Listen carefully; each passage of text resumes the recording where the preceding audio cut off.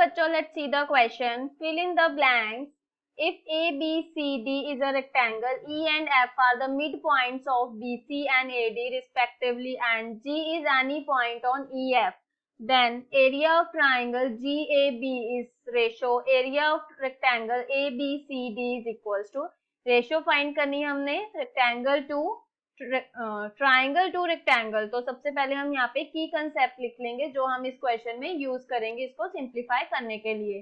तो अगर कोई parallelogram and triangle same base पे बनाए जा रहे हैं, have same base and same parallel line के under, same parallel line, then area of triangle is equals to half of the area of parallelogram। ठीक है, अब इसके अकॉर्डिंग हम एक फिगर बना लेते हैं जैसे कि हमें क्वेश्चन में गिवन है। तो एक रेक्टेंगल है हमारे पास ABCD, this is the rectangle. इसके मिड पॉइंट्स में हमारे पास है यहाँ पे E और यहाँ पे है हमारे पास F। एक लाइन ड्रॉ कर देते हैं मिड पॉइंट्स में, ठीक है। Then G is any point on EF, के ऊपर कोई पॉइंट G है और हमें ट्राइंगल, इस वाले ट्राइंगल का रेशो पूरे रेक्टेंगल के रेशो से कंपेयर करना है, ठीक है।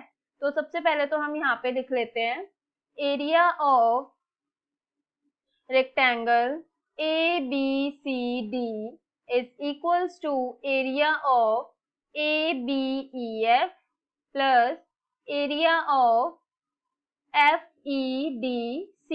अब इन दोनों का जो एरिया है उनको मिला के पूरा रेक्टेंगल बन गया। तो ये हमने फर्स्ट इक्वेशन लिख ली।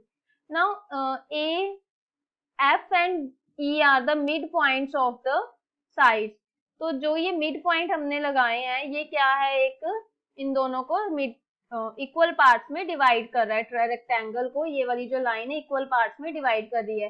तो जो एरिया होगा ABEF का वो इक्वल होगा FECD के। तो हम यहाँ पे लिख सकते हैं therefore area of ABEF is equals to area of FEDC। तो हम FEDC के जगह पे ABEF लिख सकते हैं। तो यहाँ पे area of ABEF, area of EF क्या बन जाएगा, twice of area of ABEF। तो एरिया ऑफ ABCD का क्या आ गया रेक्टेंगल का, double of the area of ABEF। ये हमारे पास आ गई सेकेंड इक्वेशन। अब नेक्स्ट इक्वेशन में यहाँ पे जो AB है वो पैरेलल होगा EF के एंड DC के, बिकॉज ये मिड पॉइंट है और AF पैरेलल है BE के। तो हम यहाँ पे लिख सकते हैं AB पैरेलल टू FE। सो अगर ये पैरेलल है और ये मिड पॉइंट से ही सेम लाइन पे ज्वाइन कर रहे हैं तो AB इक्वल होगा FE के। और सेकेंड वाली साइड भी हमारी क्या होगी, parallel, that is AF parallel to BE is AF is equals to BE। तो ये क्या बन गया, एक पैरेललोग्राम। अब हमने की कंसेप्ट में लिखा है कि अगर एक पैरेललोग्राम और ट्राइंगल का बेस सेम है तो जो एरिया ऑफ ट्राइंगल है वो क्या हो जाएगा, half of the area of parallelogram. तो हम यहाँ पे लिख सकते हैं area of triangle AGB is equals to half of the area of parallelogram, that is ABE। अब यहाँ पे ABEF की जगह पे हम क्या पुट कर सकते हैं, double of the area of triangle AGB। तो ये 2 इधर चला जाएगा। तो हमारे पास जो सेकेंड इक्वेशन है वो किस तरह से आ जाएगी, second equation area of rectangle ABCD is equals to 2 as it is into twice of the area of triangle AGB।